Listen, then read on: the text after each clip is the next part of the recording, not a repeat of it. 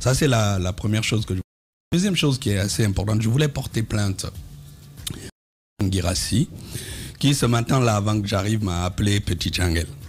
Je voudrais que ce soit...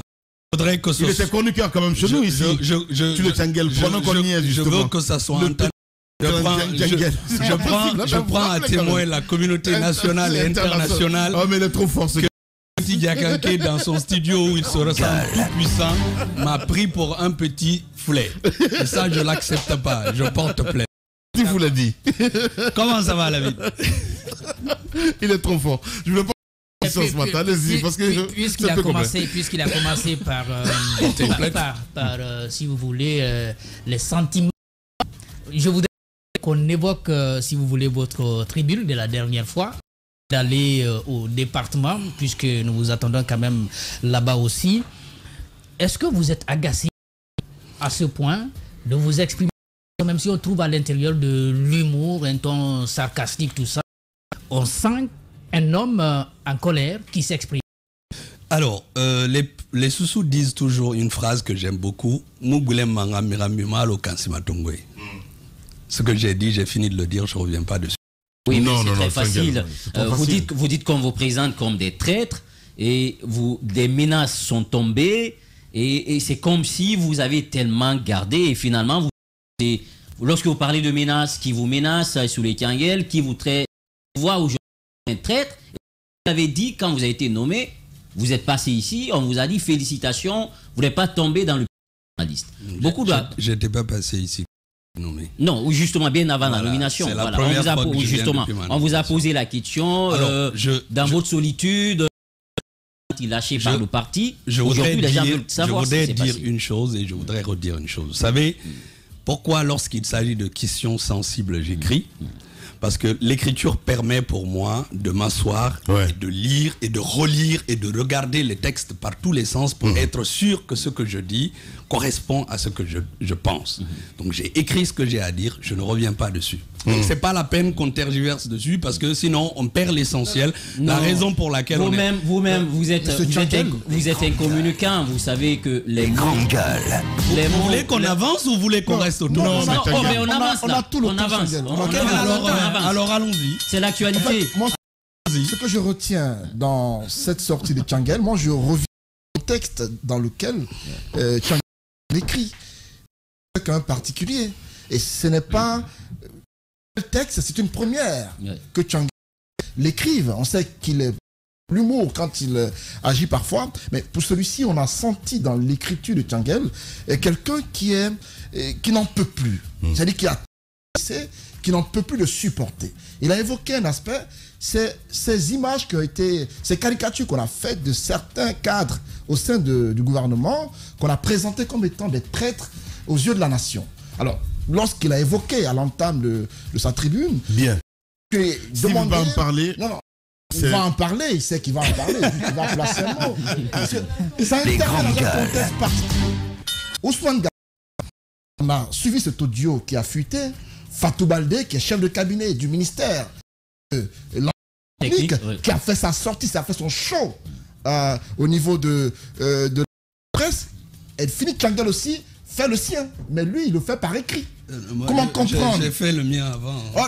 Tchangel a fini, Fatou Baldé a repris le flambeau. Alors, comment comprendre que dans un gouvernement qui ait ses sorties en un laps de temps, où d'un côté, chacun a tendance à exprimer son ras-le-bol face à une situation qui est commune. Pourquoi, Tchangel? Alors, Diba, qui a été mon étudiant, c'est que j'écris, lorsqu'un texte écrit, quand un émetteur conçoit un message et qu'il le lâche, il n'est plus responsable de l'interprétation que les gens font de ce texte-là. Donc je le dis et je le répète. Ce que je l'ai dit dans ma chronique, je ne reviens pas. Mais vous-même vous dites, il faut l'assumer. On va évoluer. On va évoluer. Si je n'écoute pas, je l'aurais pas. Mais vous-même vous dites que le qui parle est important. Oui. C'est vous qui avez parlé, Tchangel. Nous, on ne conçoit. Oui. C'est vous qui avez parlé. Aujourd'hui, on veut vous entendre sur ça. Mais qu'est-ce que vous voulez que je dise? Justement.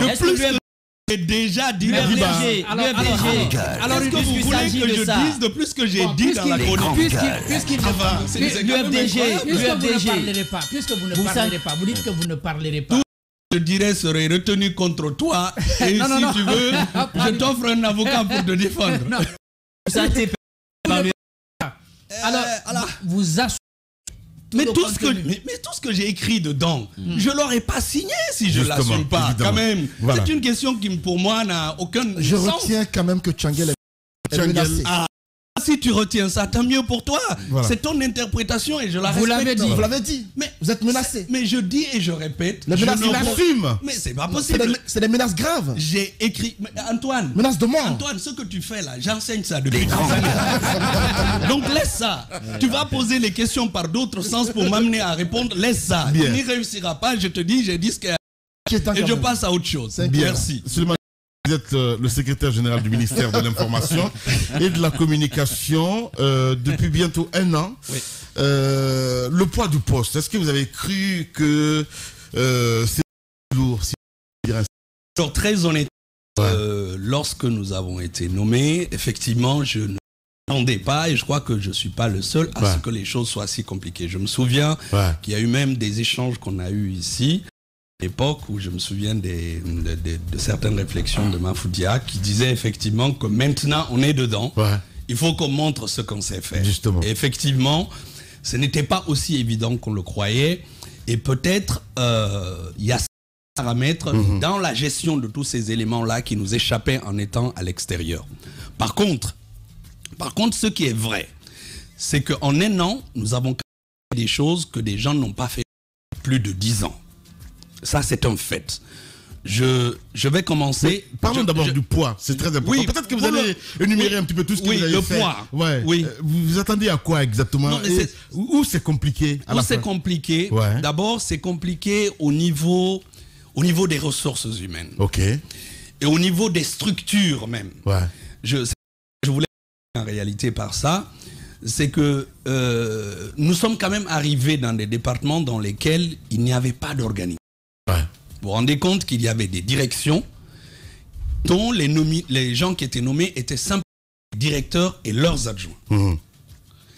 Donc quand vous travaillez, comment vous travaillez lorsque vous n'avez pas une structure qui a un sommet et une base?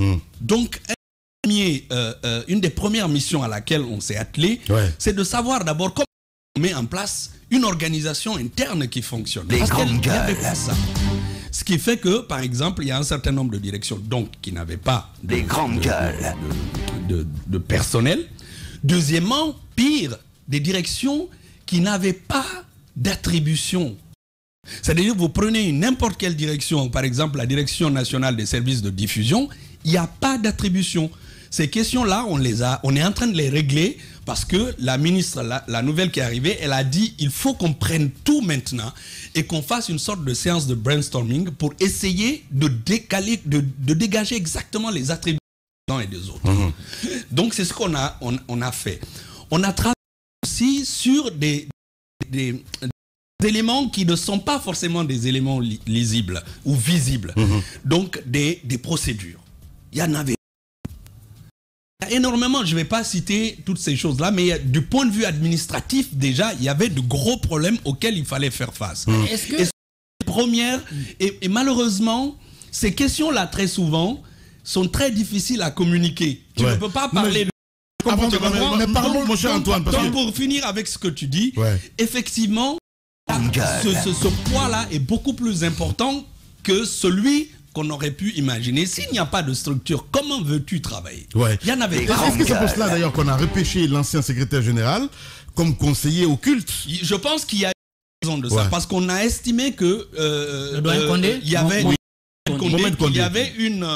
y a un bagage, il y a une expérience, il y a on peut même dire, il y a une expertise qui fait que quelqu'un... Même si vous saviez qu'ils n'ont rien fait. Non, mais il y a une contradiction. C'est vers ça que je veux venir. C'est vers ça que je veux venir. Il y a toujours, même s'il y a des résultats qu'on peut reprendre, mais il y a le fait de connaître la maison. Le fait de connaître comment ça marche, tout ça. Il ne faut pas oublier quand même que beaucoup d'entre nous ne venions pas du secteur public. On veut secteur privé. Donc, les procédures, ces éléments-là sont des choses qu'on devait apprendre aussi.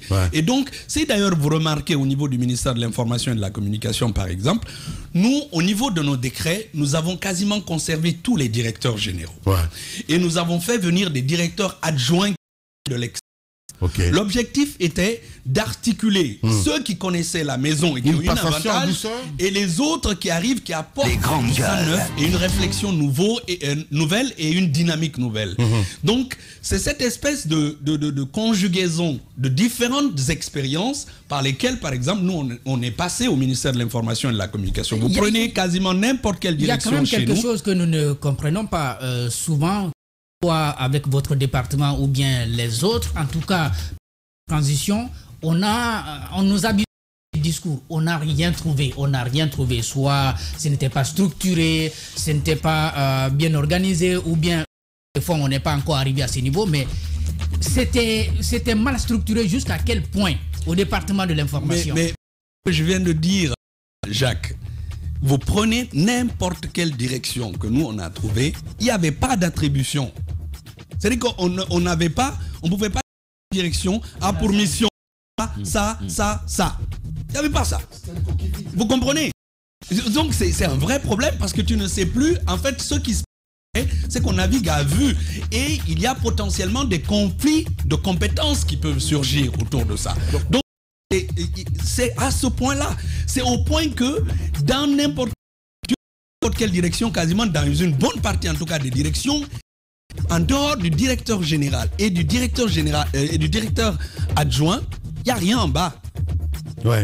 C'est ça la réalité. C'est ce qui fait, par exemple, je disais tout à l'heure, depuis une semaine, on a par exemple fait déjà la Direction nationale des services de diffusion, on a fait la Direction nationale de la communication et des médias avec les partenariats avec les médias privés.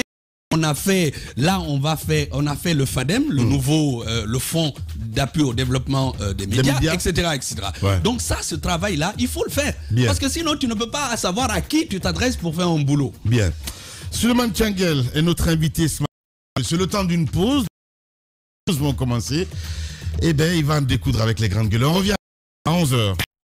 Et on continue avec l'autopsie du ministère de l'Information ce matin et de la Communication. Masfoudi Abangura, notre invité, c'est bien sûr Suleiman Tianguelba. Alors, avant la pause, on était justement sur ce qui vous avez trouvé de difficile, qu'il fallait forcément revoir. Alors, ma question, c'est au niveau du personnel, de la formation. Vous nous disiez avant la pause que vous avez pris soin d'amener les adjoints en gardant les directeurs. Est-ce qu'au niveau des directeurs, par exemple, ou du personnel généralement, il y a ce besoin de formation qui a été identifié? Qu'est-ce qui est fait?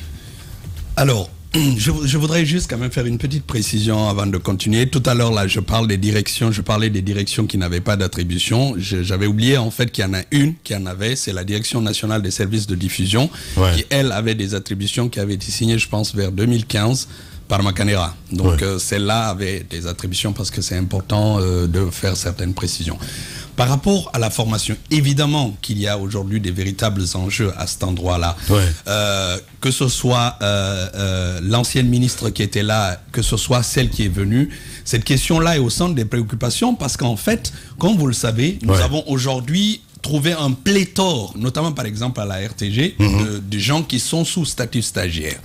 Donc la question qu'on s'est posée aujourd'hui, c'est comment est-ce qu'il faut ces pléthores-là, les utiliser pour que ça puisse être articulé entre les besoins réels aujourd'hui et ce qu'ils ont comme compétences. Par exemple, on part du principe en se disant, ok, est-ce qu'on peut regarder ces choses-là en 3 phases? D'abord, quels sont aujourd'hui les gens qui ont des compétences réelles pour répondre aux exigences du ministère? Deuxième partie, quels sont les gens qui sont plus ou moins, qui ont des compétences, mais qui ont besoin d'être renforcés pour qu'ils aient des capacités beaucoup plus importantes pour faire face aux exigences du ministère. La troisième partie, c'est dire, ok, il y a des gens aujourd'hui qui n'ont pas forcément le profil des métiers qui sont demandés dans ce ministère. Mais comment ces gens-là se sont retrouvés là? Alors, ça, d'après les informations qu'on a reçues, ça commence toujours parce que, je sais pas, Antoine a un neveu ou un cousin qui fait pas grand-chose, donc on l'amène, il reste là. Bon, Maintenant, certains... Donc vous les gardez en même temps, même si vous savez qu'ils n'ont pas le profil. C'est vers ça qu'on veut aller. Certains qui sont venus justement, même par le biais de ces éléments-là, se sont constitués une belle carrière après. C'est-à-dire qu'ils sont devenus des vrais professionnels qui ont appris. Avec le temps. Avec le temps. Donc ces gens-là aujourd'hui... Mais ils ne seront jamais diplômés, je suis désolé. Oui. Non, mais certains sont des journalistes. C'est ce que je dis. C'est ce que je dis. Donc du coup, ces gens-là, il faut qu'on voit aujourd'hui comment les utiliser. Parce qu'il faut aussi que les gens acceptent que la RTG ou n'importe quel autre, parce que par exemple, on a créé avec l'ancienne ministre, il existe désormais les directions régionales de l'information et de la communication, qui sont actuellement d'ailleurs en construction. Donc, les grands démarrés, l'Abbé, Kindia, Zérekoré et Cancan. Donc certains vont être forcément déployés vers ces endroits-là.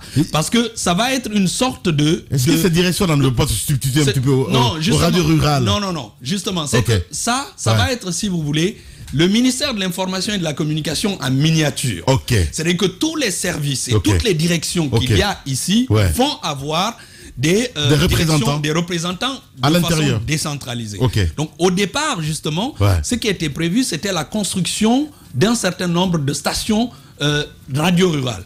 Et donc quand Rose est arrivée, elle s'est dit, au lieu que ce soit simplement les radios rurales, intégrons l'idée qu'au-delà des radios rurales, que nous avons d'autres directions et donc il faut créer un bâtiment dans lequel il va y avoir la RTG, l'INA, l'OGP, l'AGP, toutes les directions maintenant. Vous voulez avoir les bureaux régionaux de la RTG, par exemple, à l'intérieur du pays? D'ailleurs, c'est prévu dans le cadre de la TNT.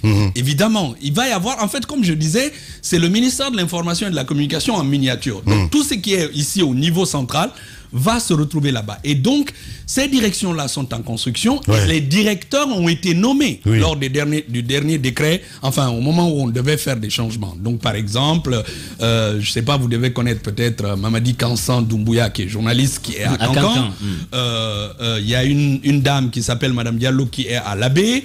Il y a l'ancien directeur adjoint ou en tout cas par intérim de la radio rurale ici qui est à Kindia. Il y a comment on appelle ça à Zérekoré aussi, un ancien de la maison. Donc c'est toutes ces personnes-là, à un moment donné, une fois qu'ils ont été formés, vont être redéployés sur tous ces endroits-là. Parce que Conakry ne peut pas absorber tous ces gens. Pendant ce temps, mon cher Diba, il y a les radios rurales. J'ai l'impression que ces radios rurales sont laissées pour compte aujourd'hui, parce que quand on prend un petit peu sur le plan national, ces radios, il n'y en a que 15 qui fonctionnent aujourd'hui. Alors, il y a 15 radios qui fonctionnent de 7h à minuit. Ce sont les 15 stations. Depuis quand ces radios fonctionnent de 7h à minuit? De 7h à minuit, c'est récent. C'est récent, ça je vous le dis. Mais toutes les radios fonctionnent. Parfois, maintenant, il y a des questions d'intempéries qui viennent perturber de carburant aussi. Donc, dans certains endroits, maintenant, mais tout ceci correspond justement aussi à l'idée du travail qui est en train d'être fait pour que les équipements de ces radios-là, je parle des équipements que vous connaissez, des émetteurs et tout ça, la ministre a demandé, au lieu qu'on passe systématiquement notre temps à acheter de nouveaux émetteurs, parce qu'il y a un émetteur qui se casse quelque part, on le répare, partons du principe que nous allons faire une mise à la terre de tous nos équipements. Comme ça, lorsque ces équipements sont protégés, nous avons investi sur la durée. Donc ce travail-là est en train d'être fait et que ce soit au niveau de la RTG ou à la radio rurale, il y a un marché qui a été octroyé. Là, il y a une semaine, là, on est en attribution prévisoire parce que la ministre étant absente, c'est moi-même qui ai signé le contrat, où nous allons renforcer 15 sites de diffusion, en fait. Et en plus de cela, combien? Sur la question, je vais finir sur la question justement de l'énergie dont parlait Jacques. Il y a aussi dans ce contrat-là des matériaux photovoltaïques. Donc du coup, pour assurer la continuité de l'énergie en utilisant les panneaux solaires.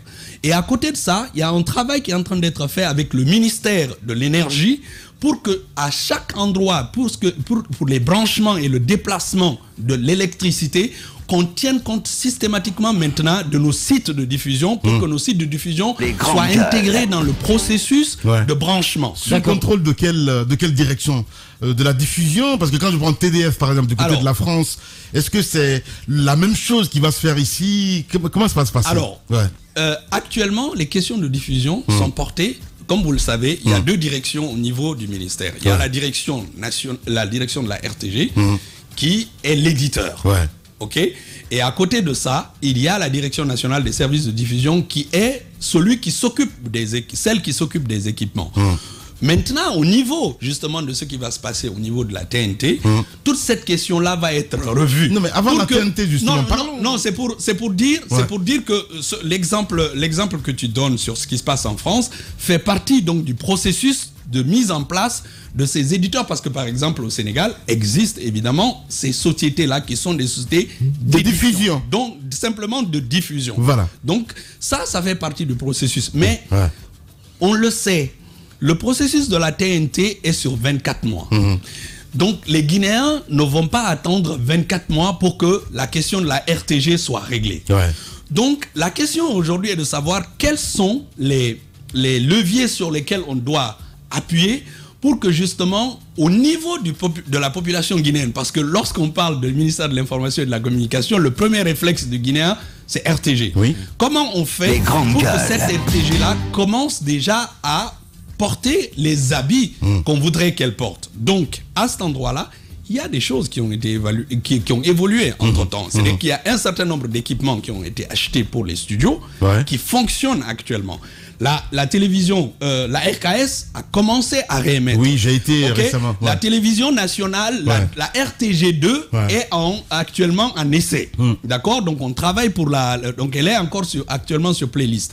Pour la télévision nationale de Coloma, il y a un marché qui a été attribué récemment, et ça aussi, ça fait partie des dossiers que la ministre a trouvé sur sa table, et à cause de son absence, elle m'a demandé de le signer.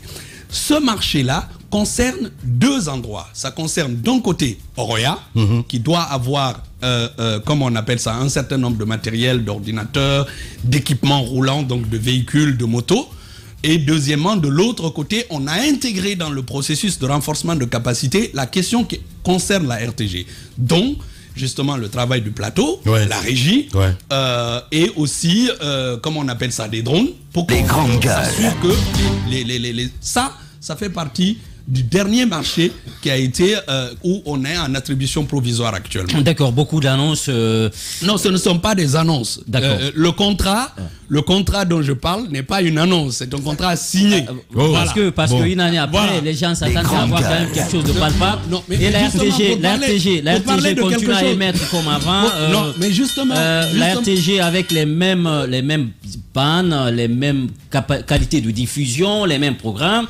Une année, beaucoup doit couler sur le pont. Aujourd'hui, les gens veulent savoir qu'est-ce qui change.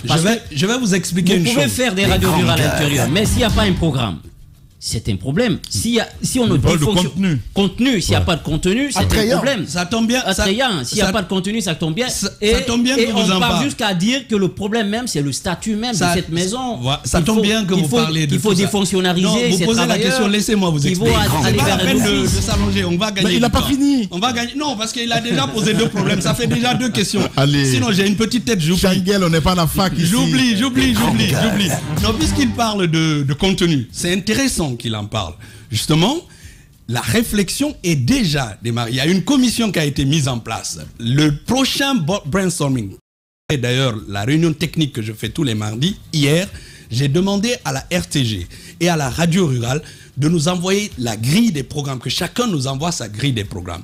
Et que la prochaine réunion de brainstorming, qu'on pose les deux grilles des programmes et qu'on les analyse et qu'on voit chaque grille, qu'est-ce qu'elle a comme problème aujourd'hui, qu'est-ce qu'on peut apporter, est-ce que ça peut être des contenus que nous créons ou est-ce qu'on peut faire des contenus d'échange de programmes. D'ailleurs, la ministre a même proposé qu'elle disait, puisque l'objectif aussi du ministère, ce n'est pas de dire que c'est un ministère uniquement de la RTG ou des médias de service public. Si vous avez remarqué, c'est pour ça que récemment, elle a organisé un entretien avec l'ensemble de la presse pour dire nous sommes la maison de tout le monde. Ouais, mais bon. Elle a même proposé, je vais aller à ça, par rapport au contenu. On avait tellement de ministres circulés là-bas du côté du ministère de l'Information, mais à chaque fois c'est pareil. Non, pas du tout. Mon cher Tchanguel. Pas du tout.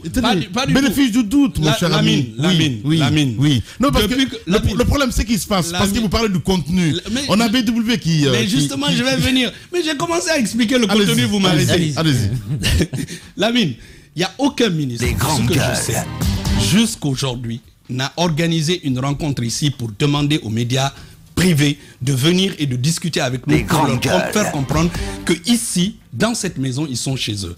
Aucun ministre. Mais les ministres qui sont passés là, tous ces ministres venaient ici. Vous êtes venus avec Rose ici quand même chez nous. Compris. Allez-y. Vous n'avez pas compris. Je ne dis pas qu'ils ne sont pas passés dans les médias. Je dis les anciens organisés. Son pari avait reçu des gens au ministère. Attendez. Là, il y a un courrier qui a été envoyé à tous les médias. Tous qui sont venus dans le ministère. On a organisé un cocktail pour expliquer aux gens que désormais, les gens doivent comprendre que ce ministère est pour... Pourquoi je parle de ça? C'est parce que tu poses à un moment donné la question du contenu. Oui. Parce que le contenu, la ministre a dit, écoute, si nous travaillons avec les médias privés que sont chez eux, pourquoi on ne pourrait pas aussi demander aux médias privés d'avoir des échanges de programmes avec eux, pour que justement, puisque la radio c'est la télévision mère, que chacun puisse voir comment est-ce qu'on peut contribuer à faire de ce média-là, puisque c'est la vitrine, pour que ça puisse être fait. Et deuxièmement, il faut bien que nous on crée de nouveaux contenus. Ces nouveaux contenus-là, ce qu'on s'était dit, et comme je disais tout à l'heure, c'est qu'on va, la prochaine réunion c'est mercredi, donc on va poser les deux grilles et on va regarder.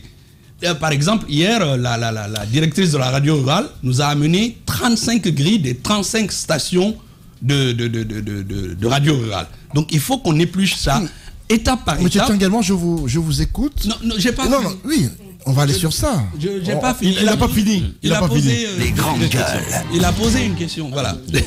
Donc, maintenant, concernant les équipements de ce que le Guinéen lambda reçoit. Il faut savoir une chose. La question de la TNT a été posée bien avant notre arrivée ici, comme vous le savez. Sauf que dans le processus de la mise en place de la TNT, on n'a pas tenu compte de la réception.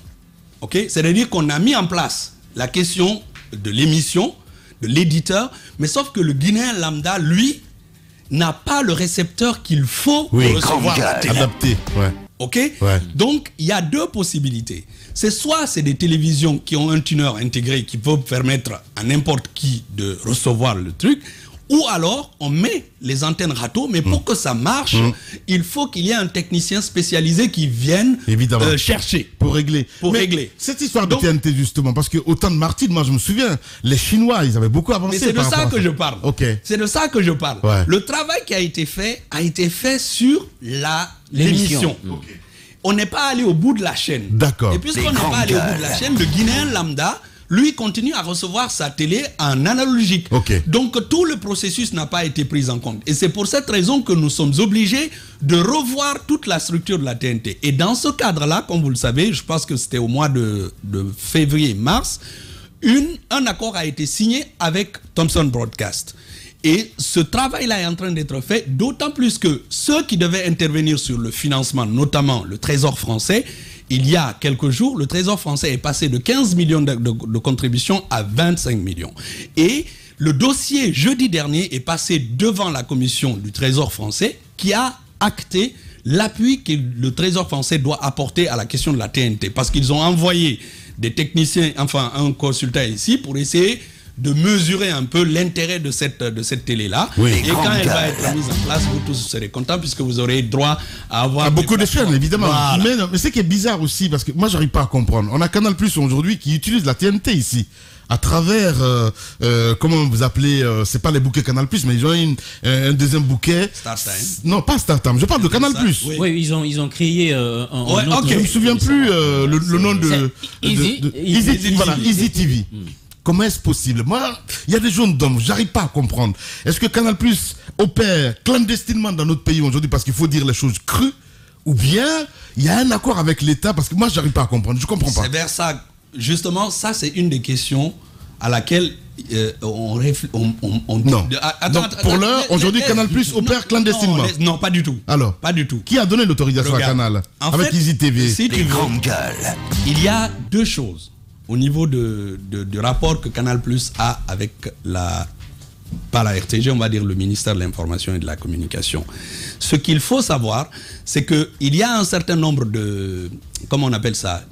Capacités? Non, oui, d'équipements qui sont partagés, qui sont partagés avec Canal Plus. Okay. Mais à côté de ça, Canal Plus apporte des éléments, notamment pour faire en sorte que les équipements soient entretenus, notamment que justement aussi que la question de l'énergie soit réglée. Les fréquences. Je vais finir. Et la question que tu poses est d'autant plus pertinente qu'on se dit qu'il n'y a pas de raison que justement que par exemple pour le Guinéen lambda, lorsqu'il doit recevoir la télé, et qu'il soit obligé de payer. Voilà. Donc encore une fois, ce sont des éléments sur lesquels nous on est tombés. Et comme je te disais tout à l'heure, ce sont des éléments que nous on a trouvés. Et comme je te disais tout à l'heure, je sais pas, c'est comme si j'allais avoir toutes ces questions-là aujourd'hui et on a débattu d'un certain nombre de questions hier. La ministre a dit il faut qu'on organise une réunion tripartite.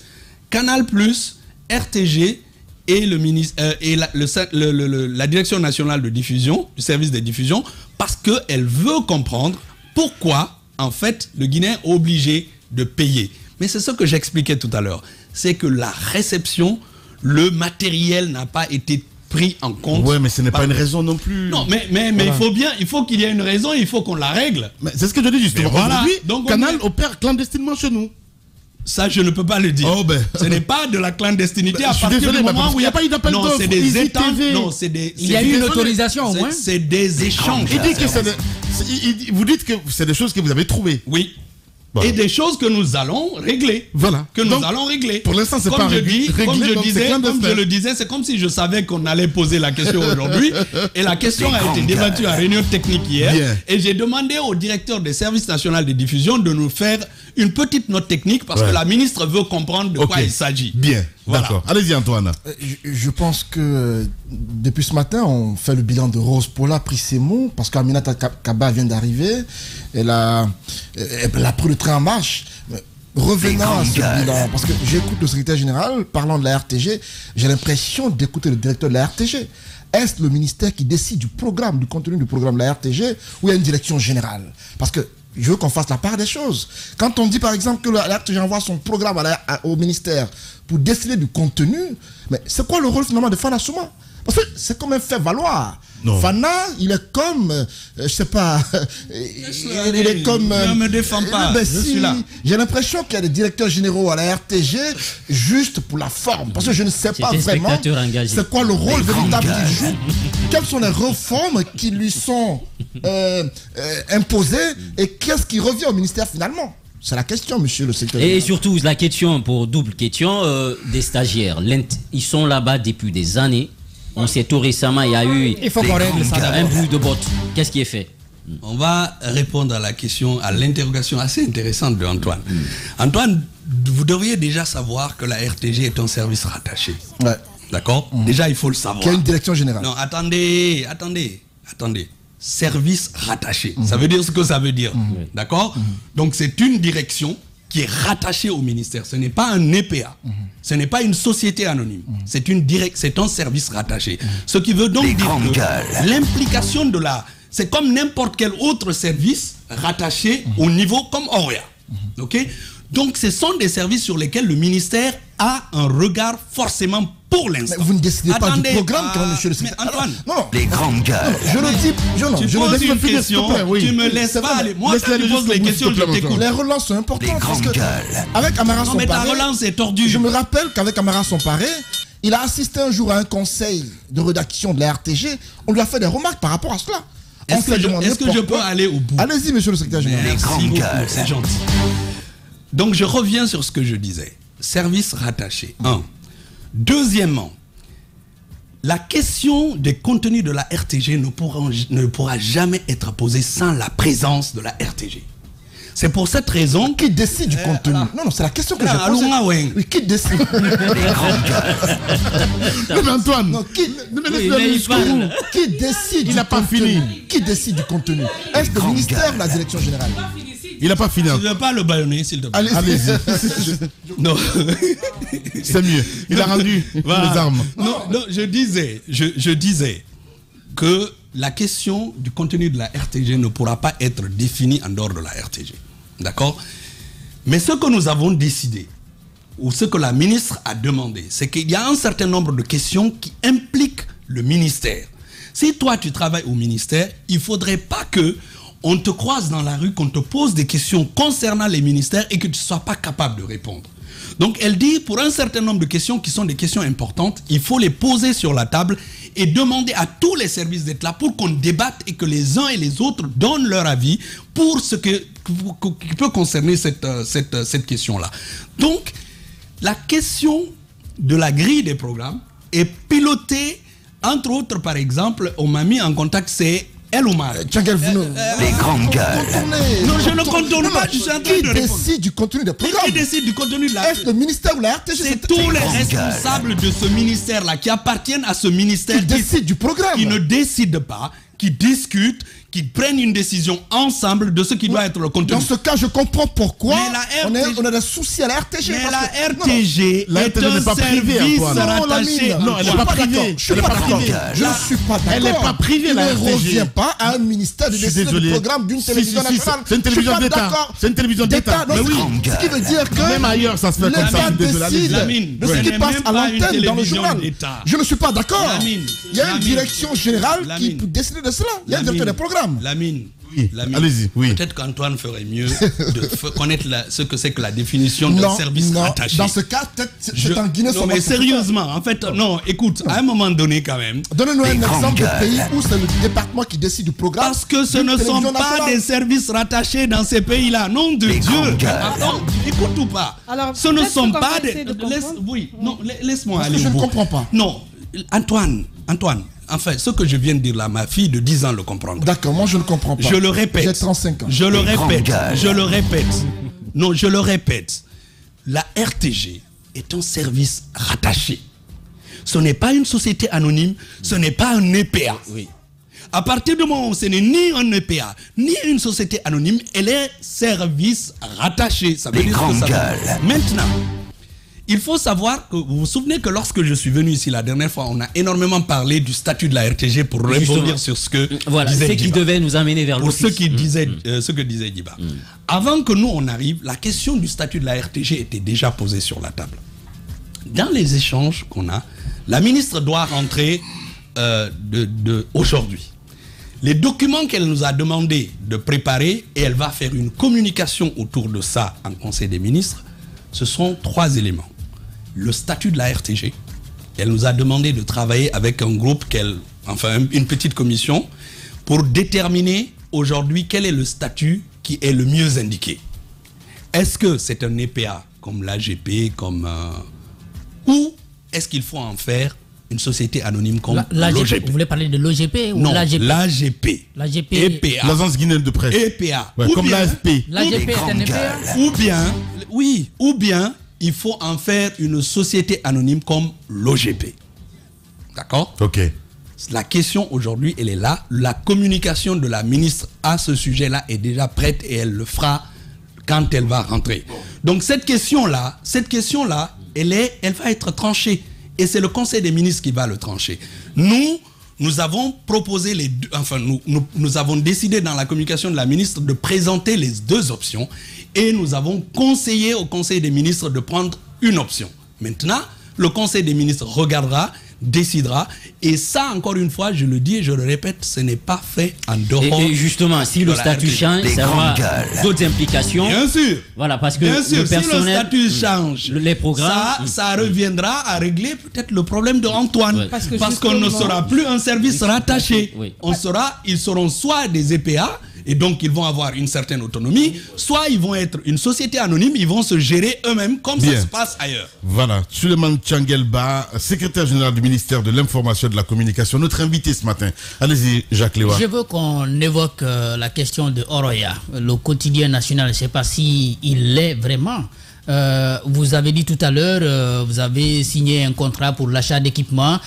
Dans tout ce que vous avez cité, je n'ai pas entendu imprimerie. Est-ce qu'aujourd'hui, le journal Oroya a des équipements qui lui permettent vraiment de respecter la périodicité, d'être présent sur le marché? Très bien. D'abord, ce qu'il faut savoir, c'est que Oroya, grâce à la direction qui a été mise en place, a commencé depuis un moment à ressortir. Ce qui n'était pas le cas à un moment donné. Donc, il y a une sortie désormais régulière. Deuxièmement, comme je disais tout à l'heure, je vais en fait brosser tout le contenu. Il se débrouille comment? Non, je vais y venir. Deuxièmement, comme je disais tout à l'heure, il y a des équipements que Oroya va avoir. Troisièmement, le siège de Oroya est en pleine rénovation actuellement. Donc si vous allez à la RTG, puisque le Oroya est adossé à la RTG, vous trouverez ces travaux-là. Troisièmement, la question de l'imprimerie est une question intéressante. Il y a deux choses qu'il faut savoir. Dans un premier temps, lorsque nous sommes arrivés, nous avons trouvé sur la table la possibilité d'une imprimerie qui devait être offerte par un prestataire sénégalais, qui devait revenir à Oroya. Oroya, le ministère était censé simplement construire un bâtiment technique dans lequel il fallait mettre l'imprimerie. Les grandes gueules. À l'époque, la ministre m'a demandé, tu vas à Dakar avec Koné, donc le directeur général, et un technicien pour aller évaluer l'imprimerie qu'on veut nous donner. Parce qu'on ne peut pas prendre une imprimerie qui quitte à Dakar, payer jusqu'ici et que c'est pas bon. Donc on est allé. On a vu l'imprimerie, elle était naze. C'était pas bon du tout. Donc nous on est revenu, on a dit à la ministre, c'est pas bon. Deuxièmement, nous avions donc du coup, dans notre plan d'action, Oroya était censé acquérir justement cette imprimerie là. Et donc ce qui était mis en termes de budget, c'était simplement le fait de faire venir l'imprimerie et de construire le bâtiment technique et former. Et maintenant? Oui, non mais Jacques, laissez-moi aller au bout. D'accord. Maintenant. Les grandes gueules. Maintenant, ce qui se passe, c'est qu'il y a quelques mois, lors d'un conseil des ministres, il a été demandé au secrétariat, enfin, il y a une autour je pense que si vous regardez les comptes rendus, la question de l'imprimerie nationale s'est reposée. L'imprimerie Patrice Lumumba a été remis à l'État. Donc, il a été demandé au secrétariat général du gouvernement avec le ministère de l'Information et de la Communication et le ministère de l'enseignement préuniversitaire qui avait posé aussi la question d'une imprimerie pour régler les problèmes de cahiers et tout ça. Comment est-ce que tous ces ministères-là peuvent se mettre ensemble pour travailler à faire désormais une imprimerie nationale? Mais ça n'enlève en rien qu'il y a... Donc la question est en réflexion. La question est en réflexion. Alors Oroya se débrouille comment maintenant? Oroya aujourd'hui imprime avec les privés. Ok. Aujourd'hui. Et avec beaucoup plus de digital, il faut le rappeler. Et cette question... Le digital, il y en a? Si. Oui. Moi, il m'envoie souvent. Il m'envoie souvent les... absolument. Je veux dire, les titres. Il fait des capsules. C'est ça. Il fait des capsules qu'il envoie à tout le monde. Et maintenant, pour aller peut-être au bout de Oroya, il faut savoir aussi qu'Oroya aussi a eu des difficultés ces dernières années par refus de paiement de factures. Il faut aussi savoir ça. De la part de l'État? De la part de l'État et de la part d'autres personnes. Les grandes gueules. Ce que j'ai demandé à Koné, lors de la dernière réunion du dernier conseil, je lui ai dit, faisons un point de tout ce que notamment les ministères et les directions, en tout cas tout ce qui relève de l'État, nous doivent à Oroya. Faisons un courrier et on envoie et on dit à la ministre de suivre, parce que si on dit que ces médias-là ne sont pas rentables, il n'y a pas de raison qu'on ne paye pas les factures qu'on doit à ces médias de service public. Bien. D'accord. Rapidement, ces deux questions. L'une à laquelle il n'a pas répondu encore, c'est celle liée aux stagiaires à la RTG. Ce sont eux qui abattent le plus gros du boulot de ce côté, parce que les titulaires, nous apprentons, sont devenus des patrons. Alors, la question de ces stagiaires qui sont très nombreux, dont la situation n'est pas encore réglée. Monsieur Tchangel, à quel niveau se situe le problème? L'autre question, c'est la nouvelle télévision. Boulbinet, vous l'avez annoncé tantôt. Il y avait une télévision du président qui était annoncée pour la... Une télévision du président. On avait annoncé que le président devait ouvrir une télévision. Non, une télévision sur l'entrepreneuriat. Ça a été dit à l'issue d'un conseil. Non. Le président a demandé la mise en place d'une télévision. Ce n'est pas une télévision du président. C'est pas une télévision du président quand même, Antoine. Le président a dit à l'époque, oui, Antoine. On devait créer une télévision à la demande du président. Très bien. Et donc, j'ai constaté que cela n'a pas été possible. Donc, Doumbouya va avoir un média privé aussi, en fait. Très bien. Il est terrible, ce garçon. D'abord, la question des stagiaires de la RTG. J'ai dit quelque chose tout à l'heure, quand, je ne sais plus si c'est Mafoudia, qui a posé la question liée à la formation. J'ai dit quelque chose, encore une fois, je pense que c'est passé à la trappe. Peut-être tu étais un peu... C'est pas facile d'être là. Tu étais très chaud et donc du coup tu n'as pas peut-être faire attention. Je dis les stagiaires. C'est ce que je suis en train de te dire. Les stagiaires sont exactement dans le même processus. Doit-on l'appeler stagiaire encore? Les appeler stagiaires encore? Non, laisse-nous parler. Non, 10 ans quand même. Moi, ou il va m'écouter, ou il va parler. Moi, je ne ferai pas avec. Vas-y. Voilà. Donc, je reviens sur le mot stagiaire qui me gêne. Vas-y, Tchangel. Bien. Je dis que la question des stagiaires, de manière générale, rejoint la question que posait tout à l'heure Mafoudia, parce que ça pose la question de la formation. Il y a un certain nombre de personnes aujourd'hui qui sont effectivement sous le statut stagiaire et qui ont, avec le temps, développé des compétences. Ces gens-là, on ne peut pas dire on s'en débarrasse. Donc, il faut les garder. Il faut trouver un moyen de les garder. Deuxièmement, il y a des gens qui, avec le temps, ont plus ou moins appris, qui sont plus ou moins bons. Oui. Donc, comment on fait?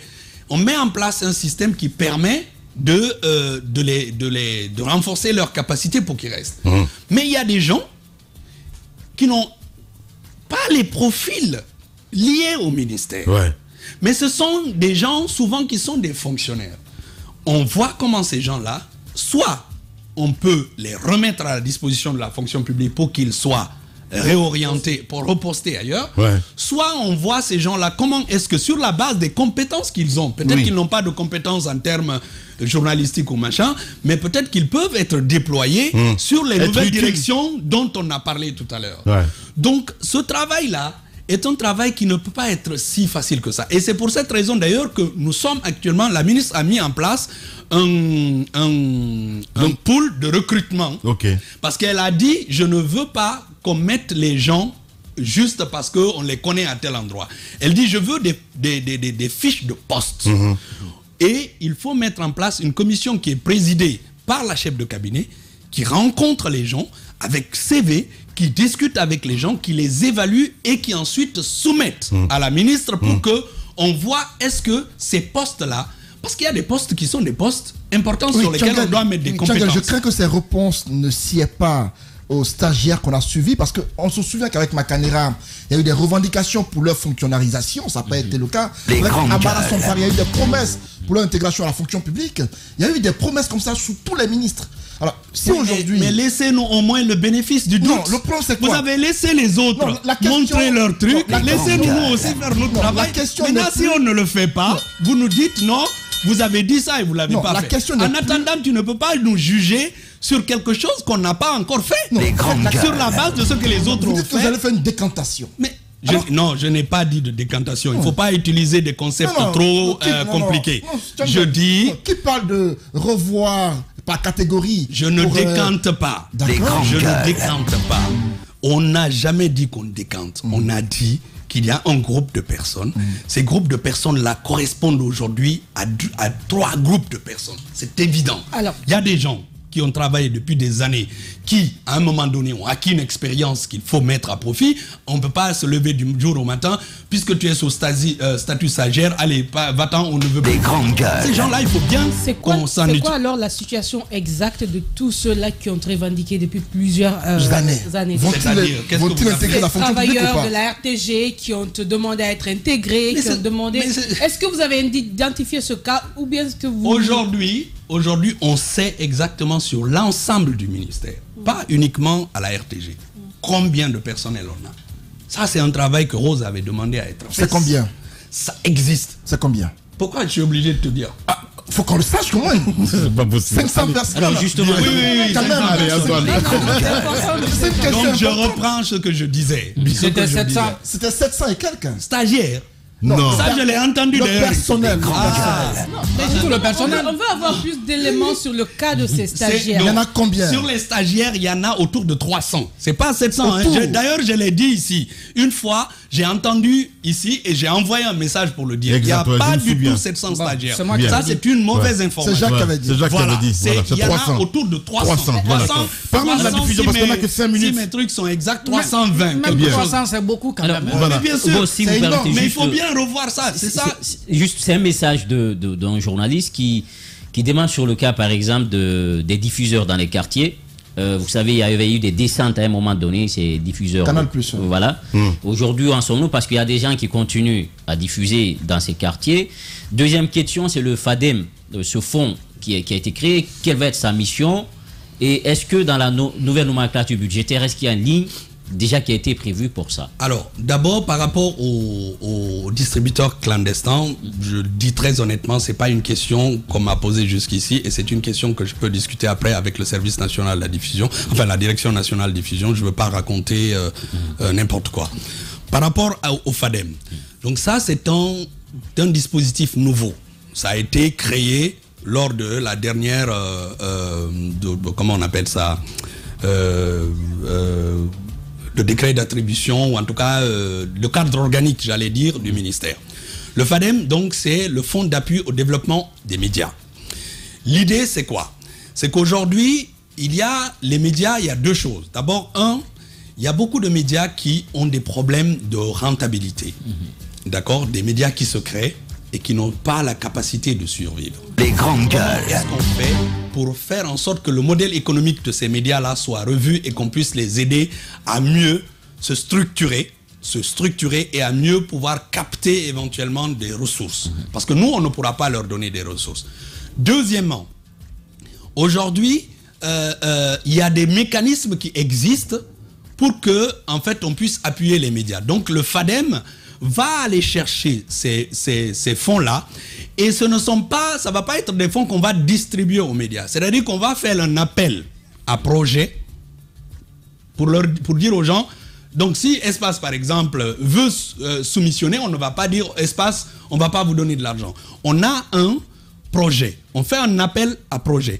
Les projets sont déposés, les projets sont étudiés et l'appui que le FADEM apporte est fait en conséquence. Ce n'est pas de l'argent qu'on va avoir et qu'on va distribuer aux médias. Attention, il faut bien qu'on comprenne qu'il ne s'agit pas de ça. Tchangel, voilà, on évoque l'OGP cette fois-ci. Monsieur le secrétaire général, on a évoqué la RTG, l'AGP, Oroya. Voici un autre... AGP, on ne l'a pas évoqué. Hein. AGP aussi a été doté d'équipements récemment. Merci pour les motos, merci pour des ordinateurs. Merci pour tout. Merci. L'OGP. C'est important. C'est important à dire, Lamine. Merci pour la réforme. Vraiment, merci. Merci beaucoup. L'OGP. Voici un autre secteur qui retient les attentions. À l'OGP, il y a eu récemment des soucis soulevés dans la presse. Dites-nous comment est-ce que... Quel souci? Je préfère qu'on soit précis. Voilà. On parle de 261 stagiaires. On parle de 261 stagiaires à l'OGP. On parle même de primes. On parle de mauvaise gestion, monsieur. Et vous y avez envoyé une inspection, semble-t-il. Des stagiaires percevraient des montants allant de 2 millions à 40 millions de francs guinéens. Cette question de l'OGP, moi, je vais pas m'étaler dessus. Pour quelle raison? Parce que, comme vous dites, effectivement, il y a eu des soucis qui ont été remontés. Un conseil d'administration a été mis en place. Ce conseil d'administration est en train de régler ce problème. Il ne m'appartient pas à moi de parler à la place du conseil d'administration qui est en train de gérer ce problème. Le ministère a-t-il envoyé une inspection ou pas à l'OGP? Le ministère n'envoie pas forcément une inspection autour de ces questions-là. Il y a des questions, je dis encore une fois, vous êtes la tutelle technique. Je n'entre pas. La question de l'OGP. Vous avez répondu à toutes les questions sauf à celle-là. La question parce qu'il y a le président a demandé à avoir clair dans ce qui se passe à l'OGP. il a mis en place un conseil d'administration, il a nommé à la tête du conseil d'administration quelqu'un en qui il a suffisamment confiance. Ces gens-là sont en train de faire leur travail. Ça sera au conseil d'administration. Oui, mais vous avez envoyé une inspection. Quels sont les résultats? Je le dis et je le répète. Ne tournons pas encore une fois. Je dis, si vous voulez avoir des informations concernant la gestion de la RTG, comment ça doit se passer? L'OGP, pardon. L'OGP est une société anonyme, d'accord, qui a des fonctionnements sur la base d'un conseil d'administration. Est-ce que le ministère a envoyé des inspecteurs là-bas? Le ministère, que je sache, n'a pas envoyé d'inspection. Bien. Que je sache. Bien. On parle de la diffusion de la Coupe du Monde. C'est très important parce qu'on sait que Canal ne va pas le faire, hein, de toute façon. Canal a perdu ce marché-là et c'est une chaîne camerounaise. On le sait très bien, ça se raconte un petit peu. Qu'est-ce qui est prévu dans ce sens-là? Est-ce que la RTG va diffuser la Coupe du Monde? La RTG ne peut pas ne pas diffuser la Coupe du Monde. Ce n'est pas possible. Ça fait partie des questions de souveraineté nationale. Avec l'égalité d'image. Non, le problème, écoutez. Mais t'es mauvais, toi. Écoutez, pas possible. Écoutez. Il va falloir après le corriger. Non, je ne vais pas le corriger. À partir du moment où il dit la vérité, je ne le corrige pas. Une anecdote avant qu'il ne continue. Je me rappelle lors de la Coupe d'Afrique. Tu me prends dans mon temps. Non, rapidement. Oui, parce que ça nous laisse 2 minutes. Rapidement. La ministre était venue lors de la Coupe d'Afrique des Nations ici. Cette anecdote-là, tout le monde la connaît. Non, les gens ne la connaissent pas. Ah, d'accord. Elle était venue au village Cannes du côté de la ville. C'était sur Canal+, le match qui se jouait. Elle a demandé à ce qu'on mette sur la RTG. Rose. Quand ils ont mis, le public a crié non, maintenant c'était. Elle est repartie. Les grandes gueules. Allez, ça y est. Il a raconté son histoire. Non, ça a été une réalité. Merci beaucoup de nous avoir édifiés sur une histoire qu'on connaissait déjà. Voilà. Donc je disais. Qu'est-ce que je disais? On parlait de quoi déjà? On peut faire la transition en même temps. On parlait de la diffusion de la Coupe du Monde. Là, voilà. Vous avez des moyens? Le mardi dernier, la société qui est, c'est le mardi, oui. Le mardi dernier, la société justement qui a les droits de diffusion est venue. On a fait une rencontre avec le directeur national des services de diffusion ensemble pour échanger autour des modalités de diffusion de la des matchs de la Coupe du Monde. Deuxièmement, on a mis en place hier toutes les commissions techniques qui doivent gérer en fait la question, parce que souvent il y a une commission technique pour les questions de diffusion, commission concernant les publicités, etc., etc. Donc ces commissions ont été mises en place. La proposition a été faite par le conseil juridique hier, on l'a envoyé avant-hier. Donc moi je l'ai lu, je l'ai envoyé à la ministre. La ministre l'a adopté par WhatsApp. Et donc moi, en rentrant tout à l'heure, je signe en fait ce document qui met en place toutes les commissions qui doivent se servir de cette question. Ça va coûter combien à la Guinée? Quand on aura l'information, on vous la donnera. L'autre question, c'est par rapport aux doyens au niveau des médias d'État. Il y a eu le cas récemment de Tessema, Tchangel. Il y a eu le cas de Tessema qui est décédé récemment. Est-ce que le ministère a un plan pour les doyens, par exemple, qui vont à la retraite, pour la relance de leur carrière et tout cela, pour un apport au niveau des journalistes en termes de formation? Hier j'étais au symposium consacré à Benda Silla. Il y a cette question-là qui a été soulevée. Évidemment, donc j'avais parlé d'un certain nombre de choses là-bas que je vais soumettre à la ministre et dont on va tenir compte. Et comme vous le savez, il y a aussi la fameuse question liée à cette fameuse convention collective. Il n'y a aucune raison que ce soit simplement les médias privés dont on peut parler, mais il faut aussi impliquer les médias de service public. Toutes ces questions-là sont des questions essentielles pour que les gens vivent de leur métier et qu'à partir du moment où ils auront des revenus conséquents, c'est comme ça qu'on va assurer l'indépendance et la liberté de la presse à tout point. Voilà. Allez, tu vas faire la transition en même temps. Tchangel, vous avez regardé là, et la transition. À la transition, maintenant tu fais de moi un journaliste. Oui. Bon, et ben, maintenant c'est la rubrique oui ou non. Les grandes gueules, la minute, oui ou non. Les grandes gueules, la minute, oui ou non. Un feu roulant de questions avec une seule réponse possible, oui ou non. Langue de bois s'abstenir, il en a l'air ce matin, mesdames et messieurs, rien à faire. Hein. Tiangel, notre invité ce matin, allez-y Jacques Lewa, oui ou non? Oui ou non, monsieur Tiangel est fâché contre certains cadres de l'UFDG. Ah, c'est par là que vous vouliez entrer. Non, pas du tout. Je ne suis pas fâché, je ne suis fâché contre personne. Donc non. Non. Voilà. Diba, oui ou non? Oui ou non, au regard de votre parcours académique et professionnel, vous dites que vous n'êtes pas à votre place. Si, je suis à ma place. Antoine, oui ou non? Oui ou non, les propos d'Ousmane Gawal entendus dans cet audio qui a fuité sont fondés? J'en sais rien puisque j'ai pas parlé de ça avec Ousmane pour savoir si c'est fondé ou pas. Je ne peux pas juger, préjuger de quelque chose dont je ne connais pas le contexte. Comment veux-tu que je dise que c'est vrai ou que c'est pas vrai?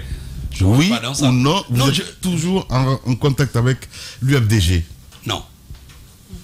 Alors oui ou non, il y a de la volonté, mais il ne faut pas s'attendre à un miracle même dans les 2 ans, dans le travail que vous êtes en train d'effectuer au ministère. Non, il y aura des résultats. Oui ou non, à la RTG, le directeur général n'a pas de rôle véritable? C'est pas vrai du tout. Il a un véritable rôle. Oui ou non, vous reconnaissez avoir pris énormément de temps pour travailler sur la structure du département? Non. Oui ou non, la solution aujourd'hui pour la RTG, c'est d'aller vers un office? Oui. Alors oui ou non, le traitement de l'information en Guinée dans tous les médias, y compris, vous énerve? Le traitement? Le traitement de l'actualité. Oui ou non? Non, ça ne m'énerve pas vraiment. Non. Voilà. Je trouve que c'est le principe des médias d'avoir des points de vue différents. Parce que récemment... Oui ou non, le budget... Oui, dans la tribune que j'ai... Oui, ce n'est qu'un avis. Bah voilà, c'est pas commenter ça, hein, parce que tout à l'heure, voilà, allez-y. Ce n'est qu'un avis. Pas de commentaire, surtout pas de commentaire. Surtout pas de commentaire sur la tribune. C'est ça, évidemment. Sur la tribune. Elle parle de la tribune. Oui, j'ai bien compris. Elle parle de la tribune sur les médias. Oui, on a posé la question tout à l'heure sur la dernière sortie. Non, mais je ne commande pas, il n'y a aucun problème. Voilà. Moi, j'ai aucun problème de ne pas commenter. Oui ou non, le budget alloué... Dis-moi, qu'est-ce que je te disais? J'allais la voir. Oui ou non, le budget alloué au ministère de l'Information et de la Communication est nettement en deçà de ce dont vous avez besoin? Oui. Oui ou non, votre départ de l'UFDG s'explique par le fait que dans votre solitude, l'exil, vous vous êtes senti abandonné par le parti? Non, je te dis tout de suite, non, ça n'a rien à voir. Oui ou non, vous échangez avec Cellou Dalein? Pas ces derniers temps. 1 mois, 2 mois, 3 mois? Ça, c'est plus oui ou non. Excuse-moi. Oui ou non, la RTG a besoin de toilettage en termes de plateau, en termes de programme? Oui. L'AGP n'arrive pas à vendre? Oui ou non?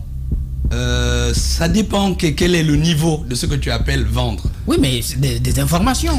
Déjà, en fait, le problème de l'AGP, si je peux dire 2 petites choses, c'est que pour l'instant, ce que nous sommes en train de faire, c'est de faire de l'AGP la première agence d'information publique. C'est-à-dire que jusque-là, on a fait en sorte que souvent, ce sont des médias privés, entre guillemets, ou en tout cas des médias qui ne sont pas des médias publics, qui ont l'information au départ. Donc, comment on fait pour que l'AGP soit véritablement une vraie agence de comme presse, l'AFP, comme une source d'information? Bien. Lorsque ça sera fait, bien, je pense qu'on ne posera plus la question de la rentabilité de l'AGP. Voilà, ce qui nous amène à cette autre rubrique. Les grandes gueules, le jeu des photos, le jeu des photos, une perception, une idée, un mot, pour définir un leader d'opinion, une personnalité politique guinéenne. Une personnalité politique guinéenne, Sule Tiangel, notre invité ce matin chez les GG. Vous allez nous dire ce que vous pensez de ces personnes-là en 2 mots. On n'a que 4 minutes. Voilà, très important. Khalifa Gassama Diaby. Un très grand ami pour qui j'ai énormément d'admiration et beaucoup d'amitié. Ouais. Rose Paul Abrissimo. Je vais dire exactement la même chose. Une très grande amie désormais. J'ai eu énormément de plaisir à travailler avec elle et on continue à discuter. On a parlé avant-hier.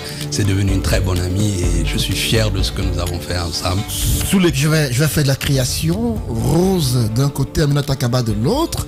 Votre appréciation des deux qualités. Aminata Kaba est arrivée il y a à peu près 2 mois. Avant qu'elle arrive, j'ai entendu pas mal de choses sur elle. On me disait, ouais, elle est lunatique, elle est ci ou cela. Elle est devenue ma meilleure pote. Elle m'appelle mon bras armé. Non, Allez, non, Antoine, s'il te plaît. Non, j'ai mis sur... Non, Antoine. J'ai mis sur un plateau. Non, Antoine. Non. Les deux me vont. À droite, c'est bon. à gauche, D'accord. Les deux, c'est bon. Jeu de photo, c'est Loubaldi. C'est Loubaldi, quelqu'un pour qui j'ai du respect, avec qui j'ai eu de bonnes relations avant que je quitte l'UFDG. Allez, c'est Loubaldi. Quitté l'UFDG. Oui, j'ai quitté. Il a quitté. Je parle de moi. Non, en fait, j'ai pas quitté l'UFDG. J'ai quitté la politique. C'est même mieux que ça. Ok. C'est Loudalen Diallo. C'est Loudalen Diallo, quelqu'un avec qui aussi, effectivement, j'ai travaillé, avec qui j'ai eu de très très belles relations. Et voilà. Fatou Baldé Yansane. Fatou Baldé Yansane. Je ne sais pas quoi dire parce que je ne la connais pas vraiment, honnêtement. Non, la chef de cabinet du ministère de l'enseignement technique qui a été démise récemment. Sérieusement, je la connais. Mamadi Doumbouya. Mamadi Doumbouya, je ne sais pas, l'homme qui a eu confiance en moi, pour qui j'ai énormément de respect par sa vision, par ce qu'il a envie de faire pour ce pays. Yacine. Puis voilà. Yacine Delarac. Boubacar Yacine Diallo, quelqu'un aussi pour qui j'ai énormément de respect, qui a été mon enseignant, qui m'a enseigné. Et donc je l'appelle monsieur, comme m'appelle les Mandian Sidibé. Souleymane Diallo. Oui, du Lynx, oui. Ah, Diallo Souleymane. Diallo Souleymane, aussi un mentor, je peux dire. J'ai commencé à écrire au Lynx en 2003. J'ai travaillé sur le Lynx. J'ai eu des très belles relations avec lui. Chaque fois, on se parle. Quand je fais des petites erreurs, il m'envoie des messages. Il me dit attention et tout. C'est vraiment presque un père pour moi. Voilà, merci beaucoup en tout cas sur le Tchangel de peut-être passer nous voir ce matin dans cette émission. Je suis obligé de rendre l'antenne à Antoine, sincèrement je suis désolé. Merci en tout cas, merci d'être passé nous voir. C'est un plaisir. Voilà, merci à vous tous, merci à Amadou Sow qui a réalisé cette émission à la radio, à toute l'équipe à la régie, Papoutou, l'homme de nuit a réalisé l'émission, Mafata Sano, toute l'équipe de ce côté. 15h, Kernoma Duba vous attend avec les informés, avec toute son équipe. 19h45, les infos avec la rédaction. 18h, le grand rendez-vous d'information, grand direct de l'actualité, voilà, c'est bien cela, avec la rédaction politique de Radio Espace. Prenez soin de vous, à demain.